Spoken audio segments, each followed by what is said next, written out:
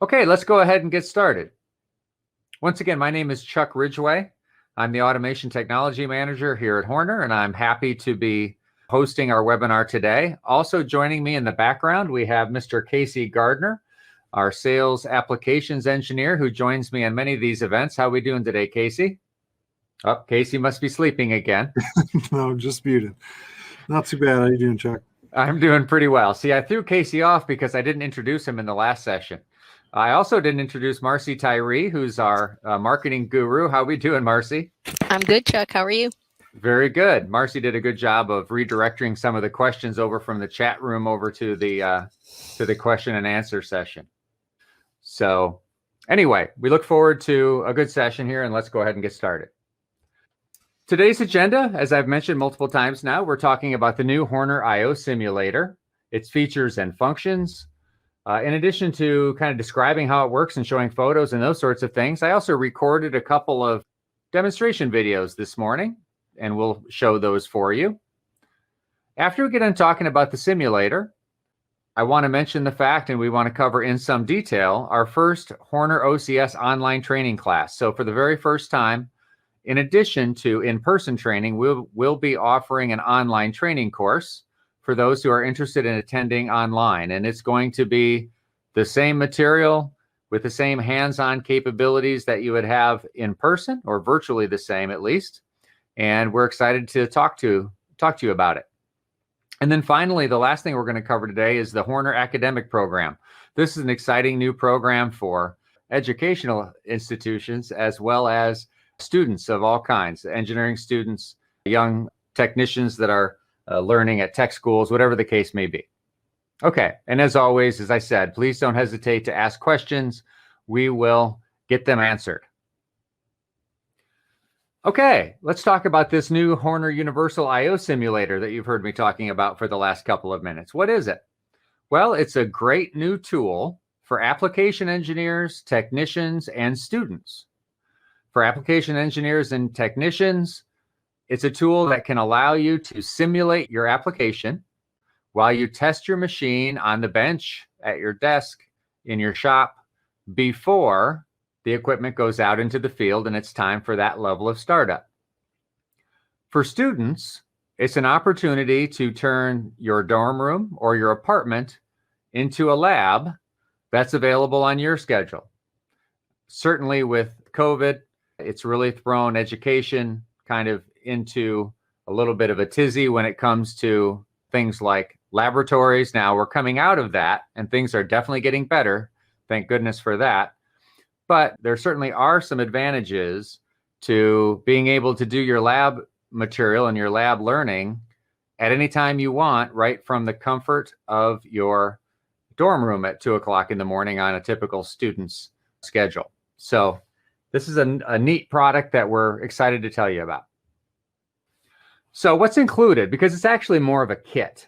When you purchase the I/O simulator kit, you get the I/O simulator unit itself, which you see over there to the right. You get a 24-volt DC power supply, wall style, and you get a couple of universal I/O cables that allow you to connect any Horner OCS All-in-one Controller, any third-party traditional PLC, or even remote I/O for that matter, and simulate digital inputs and digital outputs.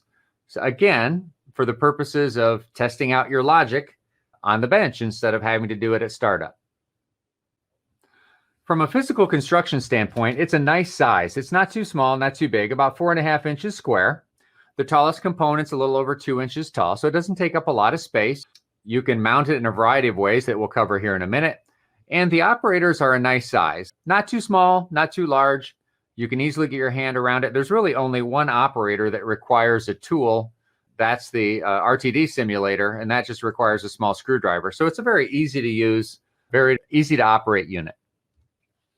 Now, I alluded to the fact that you can mount it in a variety of different ways. First of all, you can just have it sitting on a desk if you wish. That's pretty straightforward.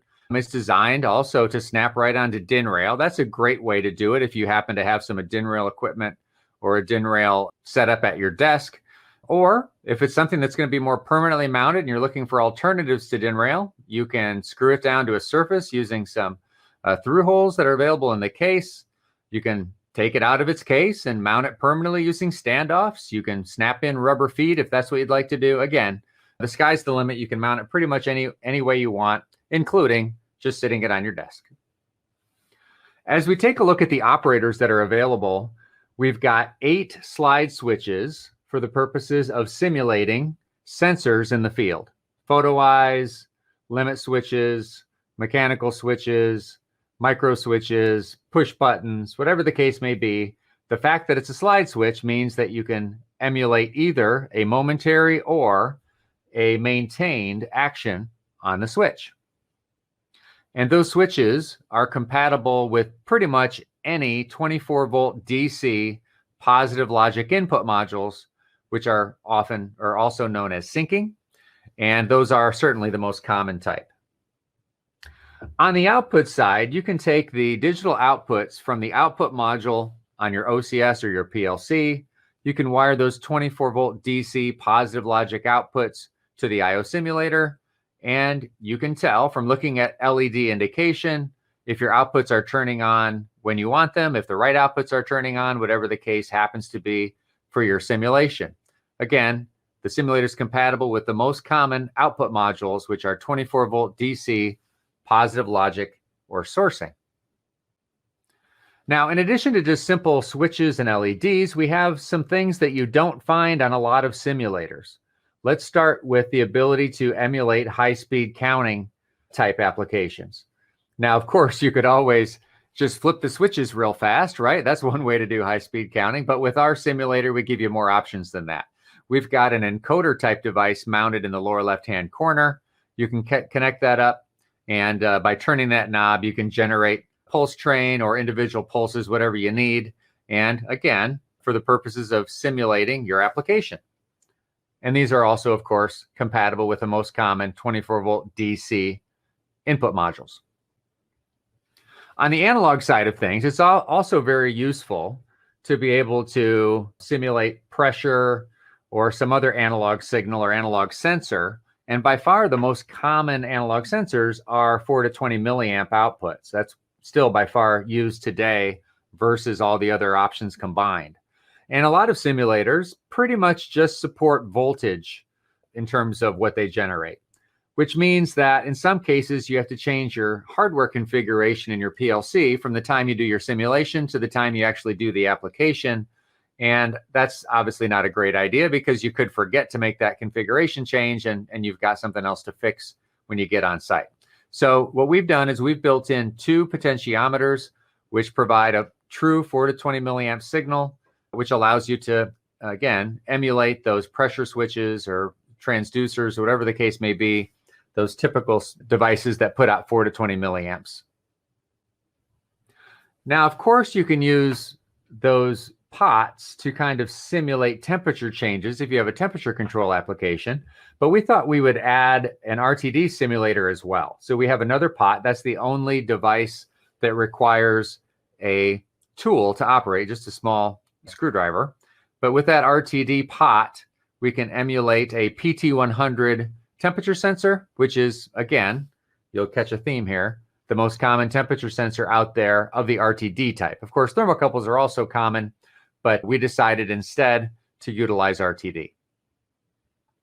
Now, if you've got an application where you have analog outputs coming from your controls going to your equipment, maybe you're controlling the position of a valve, or maybe it's a heating application, something like that, but you've got 4 to 20 milliamp outputs from your equipment, then you want to have a way of determining whether the output levels are what you're expecting based on what's happening with your simulation. So what we've done here to keep costs down is we've really just provided a couple of spots for you to clip your leads for your multimeter so that you can measure using the multimeter you've probably already got the milliamp levels coming out of your PLC program or your OCS program.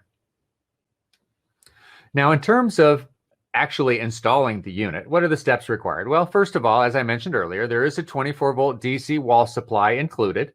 It is again, the wall style with a barrel style connector that can not only provide the power for the simulator, but can also power virtually any OCS that we sell to make it nice and convenient to have everything you need right there at your desk. Now, to wire up the simulator to the OCS that you're using, or a PLC that you happen to have, or some remote I/O, whatever the case may be, what we have done is we have provided some universal I/O cables, which you can then wire on the PLC/OCS end, which allow you to adapt the I/O simulator to whatever piece of control equipment you're using, whether it's an XL series OCS, whether it's a micro series OCS, whether it's a dreaded third-party PLC. All of those devices can be used very well with our I/O simulator, in large part because of the generic cabling that we provide. And also, that cabling is configured to make it easy for you to wire on your own. The cables or the conductors are all color-coded, and all the conductors have ferrules pre-installed. Now you'll think, geez, I got to do some wiring here. That's true. One is it provides quite a bit of flexibility to you to adapt to whatever equipment you have. Secondly, it really keeps costs down because the labor to hire somebody to make all those connections, even if it may only take 15 minutes or so, would greatly increase the cost of the product, and they may not be wiring up the product you want to use anyway. So we thought this was the best approach to come up with a truly universal solution for I/O simulation. Okay, so we thought it would be a good idea to kind of have a couple of quick videos to help show you what the I/O simulator looks like, as well as how you might connect it up. So I'm going to go ahead and play those videos, and then we'll get back to answer any questions you may have. Okay, let's take a product tour of the new Horner Universal I/O Simulator.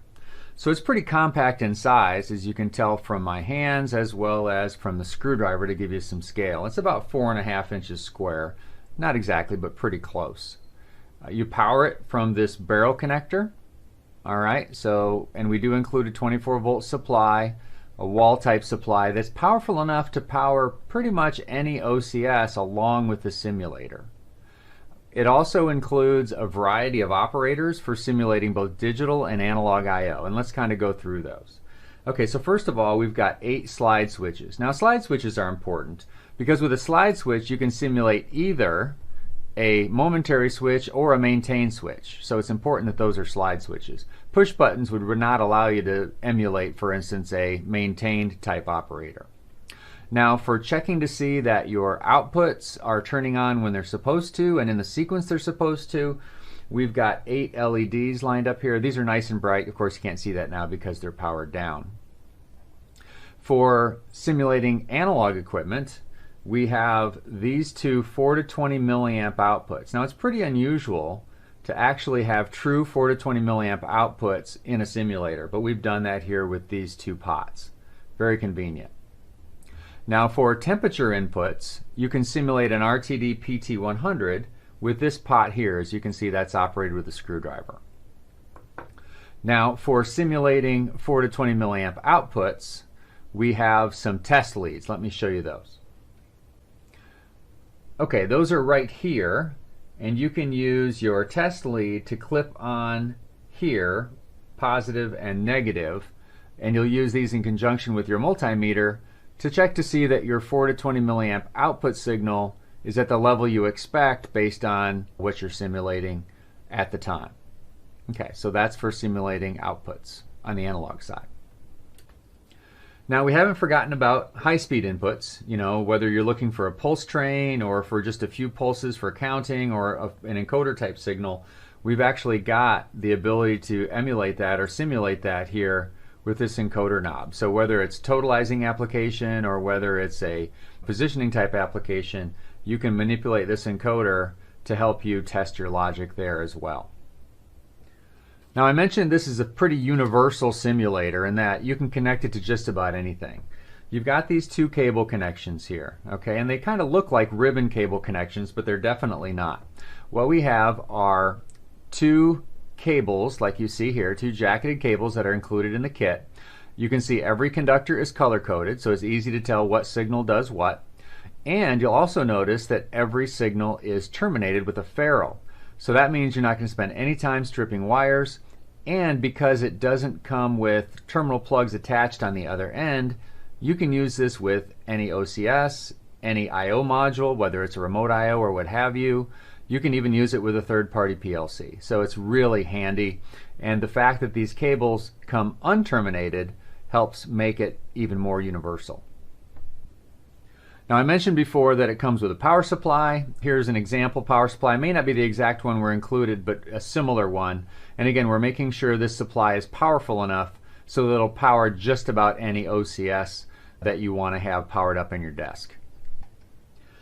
Okay, so I think that's a pretty good run through of the hardware. So once again, it's about 4.5 inches square. You can mount it on your desk, just set it on your desk.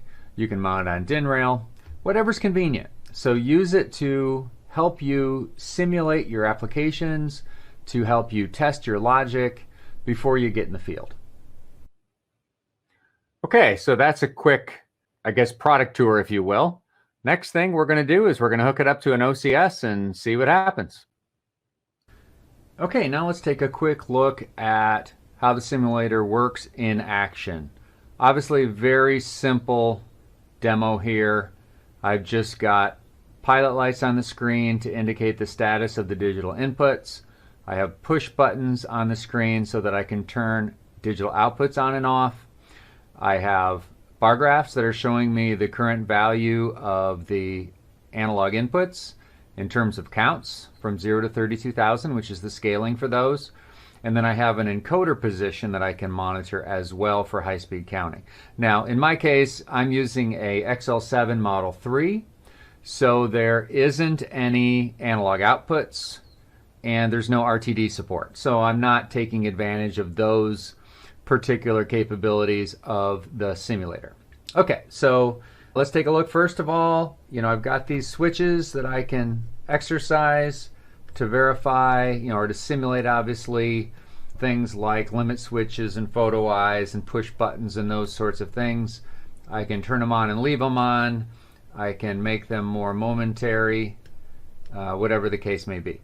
Okay, pretty straightforward there. In my program, as I turn digital outputs on and off, we can see the LEDs turn on in the simulator here. Okay, so you can see those are pretty bright, so fairly easy to see there. And then let's take a look at the analog input side of things. So on analog input 1, as I adjust the pot, you'll see my analog input value changing, going towards minimum, and then going to maximum. Okay, same thing for the second analog point as well. Okay, and then on the encoder side, this is an encoder, a free spinning encoder type wheel. So as you see, I go up and down. Well, in this case, I guess I have it configured for I have it only configured for totalizing. So in this case, I'm just totalizing as I go. There's no, position of moving up and down. So I think my label there is a little bit of a misnomer. This is really just counts that I'm generating into that particular register. Okay, so that's just a quick look at the I/O simulator and how you can use it to simulate digital inputs, digital outputs, analog inputs, and in this case, high-speed counting for totalizing. Okay, so that wraps up the video part of things. We've got some really good questions. I want to get to those. Okay. All right, so got a great question from Robert. He's asking, is there a sourcing version? So as I mentioned earlier, on the input side of things, so for simulating inputs, all right, the switches, the output of the switches are compatible with your typical DC inputs that are generally positive logic, which would be syncing. And then on the other side, the outputs coming from your OCS or your PLC going to light up the LEDs on the simulator, you could use relay modules for that. You would have to daisy chain your voltage signal across the terminal strip, but it's definitely possible. Or you could use a positive logic sourcing DC output to drive those LEDs as well. So those are the two versions we support of inputs and outputs. If you need something else, let us know through an email and we'll see if there's another approach we can take to try and help you out there. Another question, how long is that I/O cable? It's 1 meter long. So we thought long and hard about going with a 1 meter cable or a 2 meter cable. We ended up on 1 meter because we thought a lot of people would probably end up with these on their desk or in a similarly close proximity. So we went with a shorter cable. So that's what we've got here is a 1 meter cable for each of the two cables. Keep in mind, there's two cables provided. One provides mostly input connections. The other one provides mostly output connections. Okay, now let's take a look at the commercial details. First of all, the Horner Universal I/O Simulator Kit can be ordered with a part number of HE-TK001.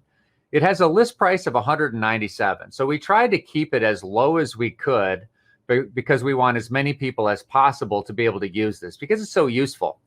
Even if you're not using Horner products, you can use this product to simulate not only switches and pilot lights, but also and other actuators, but also to simulate analog signals and temperature signals, as well as encoders and other high-speed signals. So we think it's pretty useful. We've done everything we can to keep the cost down, including have you doing a little bit of your own wiring once you receive the product to adapt to whatever it is that you are going to be using with it. And again, because we've got ferrules pre-installed on each conductor, I think earlier today I spent 15 minutes wiring a micro OCS unit and maybe 12 minutes wiring a XL series unit. And that includes the time to use some wire ties to neaten things up when I was done. So it's not a very time consuming process at all. And then from an availability standpoint, the product will be available next month. So we're still cleaning up a couple things. We've got some documentation we've also got to get nailed down, and then we'll be releasing it next month. Okay, so that's the Horner Universal I/O Simulator. Okay, the next topic we want to talk about is online training for the Horner OCS All-in-one Controller. So for many years now, we've offered in-person training that's extremely popular, and we're not looking to change that. Now that the COVID situation is starting to improve significantly in most parts of the United States, we have gone ahead and scheduled a September training session in person. But to supplement that, especially since we are reducing the number of seats below what we normally would, to supplement that, we are holding our first online OCS training experience the very next month in October. And this is not going to be a matter of just watching some videos and, answering some questions, and that's all there is to it. We're talking about offering our students both classroom and one-on-one sessions with the instructors, as well as extensive hands-on labs, just about the same number of labs. Actually, it will be the same number of labs that we have with our in-person training. It's just that for some of them, or maybe one or two labs that are difficult to do remotely, we're going to substitute some different labs that'll be equally beneficial. The other nice thing about our online training is that when you come for training in person, you get to use a lot of great lab equipment. But as soon as the training session's over, you go home and the training equipment stays at Horner. With the online training course, we're going to allow you to hang on to your lab equipment permanently, which then you can use in your application testing. So the class is October 12th through 13th. And again, this is our online course. You can register now through September 30th while seats remain available. We will be training on both variable-based ladder logic as well as register-based ladder logic, and you get to choose which language you'd prefer to use with your labs. So again, we're going to teach both of them. They're actually very similar, and we want more and more people to understand the benefits of variable-based ladder, but you're going to get the choice of which you choose to use for your labs. Now let's take a look at kind of the format of this training. So what's going to happen is, again, you are going to register between now and September 30th. And the week of October 4th, through a shipment, probably UPS, you're going to receive your training materials. Included in the package are the Universal I/O Simulator Kit that we just covered this morning, an OCS cable kit, providing a whole variety of different ways to connect your computer to your OCS, a hard copy of the training manual, just like you'd receive in person. And then you've got the option of purchasing an OCS at 50% off. And if you do that, it'll be delivered the week before the training. And that can be for the micro series, any product in the micro series. It can be for all the mainstream models in the XL series, or potentially, if you've already got an OCS you'd like to use for training, just request that and we'll take a look and see if it's a model that makes sense for the labs that we have planned. But I think you're going to want to take advantage of that 50% off offer for sure. Okay, so the week of October 4th, which is the week before the training, you're going to receive that shipment of training materials. And during that week, again, before the training actually starts, you're going to schedule an appointment for a one-on-one online session with one of our instructors, where they will help to verify your Seascape installation and provide any assistance that you may need, as well as give you any advice or direction that you may need in terms of wiring up the I/O simulator to your OCS. And again, the goal is to get that done the week before training starts, at some point convenient for you. Now, the week of the training, let's take a look at day one. So you're going to log in. We'll give you online credentials. You're going to log in for day one, and you're going to receive very much the same material with the same sort of hands-on labs that you would get in person. So you'll get an introduction to Horner as a company, as well as the Horner OCS All-in-one Controller and our other accessory products. We're going to review your software setup, which you would have done the week before. We're going to cover configuration and programming in Seascape, screen handling, screen development, timers and counters, move functions and math blocks. All those are things we cover in person. You're going to cover them all remotely online, and you're going to have hands-on labs with each one of them. For day two, we're going to give you an introduction to C-SCAN networking as well as Ethernet networking. And then there'll be hands-on for a bulk of the material that day as well. And the rest of the material also includes screen creation and graphics, alarm handling, WebMI, removable media, and data logging. So what we've done is we've taken what normally would be a 2.5-day class in person, and we are taking it down to a solid 2 days. And we're providing both the materials that you need as well as the lab equipment you need in the form of a Horner Universal Simulator to be able to execute the labs. And while you're doing that, you'll have availability of instructors for assistance when you need it. Okay, so that's day two of the online schedule. Now, when you're done with day one and day two and the class is over, you'll receive full Horner training certification. So it doesn't matter that you weren't here in person. If you participated in the class and our instructors were able to interact with you and you were able to complete the material, you will be provided with a full Horner training certification, both in the form of an electronic certificate as well as a hard copy that we'll follow up with via the mail. And the beauty of it is you'll still have in your possession to keep permanently the Horner OCS that you purchased at half off, the Horner programming kit that was included in the tuition, along with the Horner I/O simulator that was included in the tuition that you can use in the future as you develop applications and test your logic. So we think it's a great opportunity to participate in a new kind of Horner training. So just to sum up, the class is October 12th through 13th. You can register anytime now through September 30th while seats are available.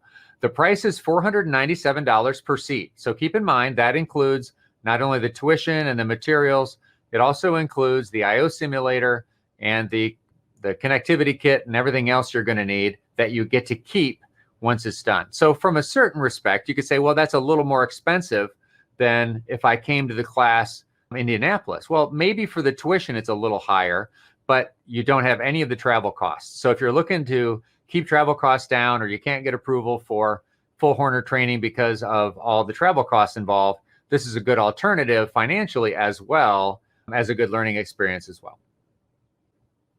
So that's the OCS online training course. Okay, let's talk now about Horner's academic program. This is a new program that we've just started in the last month or so, and we rolled it out to our sales channel partners back in June. So what we've got here is we are now offering both lab kits as well as OCS controllers at an educational discount.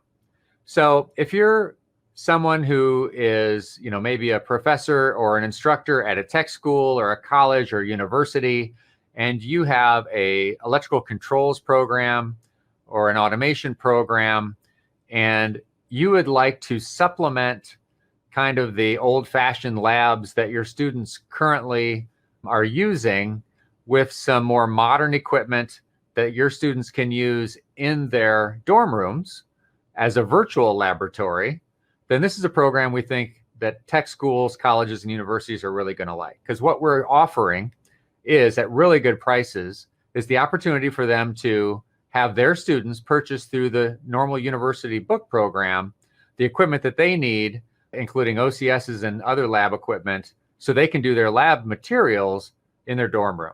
We think that's a great opportunity, and the pricing is really nice.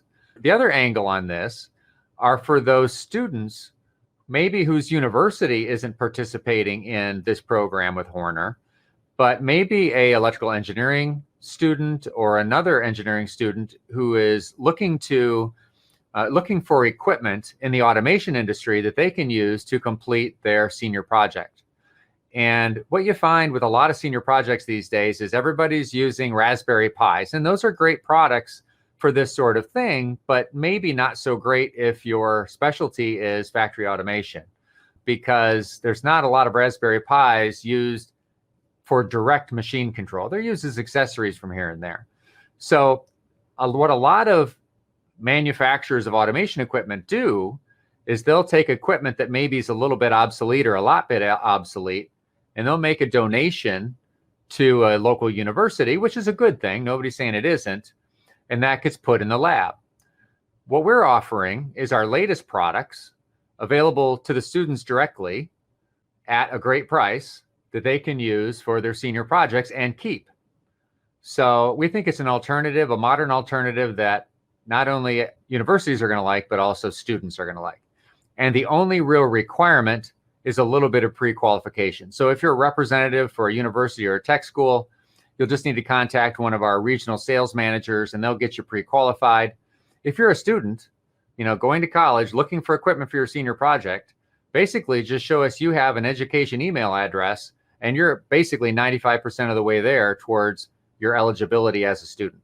And then you'll be able to order effectively, Horner OCS products at a greatly reduced price for your senior project. So we think it's a great program.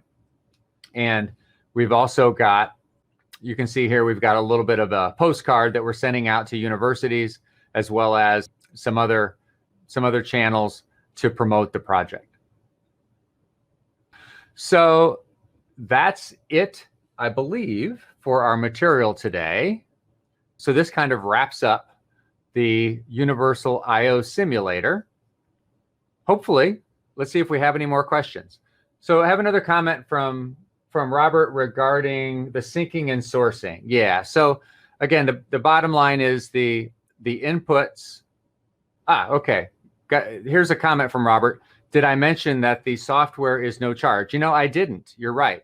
The software is no charge. So for the training, or for just our customers in general, you can download the Seascape software at no cost. Same thing for students. They can download the software at no cost. So thanks for that comment, Robert. I often forget about that. Let's see. Any other questions, Casey, that might have come in that I didn't happen to notice? Not any that I saw here. Did you want to cover any that were asked from the earlier segment? Yeah, that would be a great idea. Actually, we had some nice questions, just like we have with this group. We've had some nice questions from the earlier session. Why don't you go ahead and fire one or two of those at me, and we'll answer them for this group. I believe one of them was in regards to power. We may or may not have covered it, but is the OCS able to be powered by the I/O simulator using the same power supply? Yes, that's a good question. And the answer is absolutely yes, it is. I know that specifically one of the earlier students was a little confused by the barrel connector because the OCS doesn't support a barrel connector. But the way that works is the power supply plugs into the wall and then plugs in directly using the barrel connector into the I/O simulator itself. And then on one of the two cables, there are two conductors that have the 24 volts from the power supply passed through. So one of those conductors gets landed on the 3-pin power port to power the OCS, and the other one goes onto the V external power pin that's required by outputs to send the voltage through the outputs to turn on the LEDs at the other end. So yes, so that's the approach that we take to distribute the power that comes in from the power supply over the barrel connector. Anything else that you remember from that earlier session? Yeah, another one was in terms of availability. If somebody's doing the online training, are they able to get the simulator early for possible like application testing or something like that, rather than the week before training?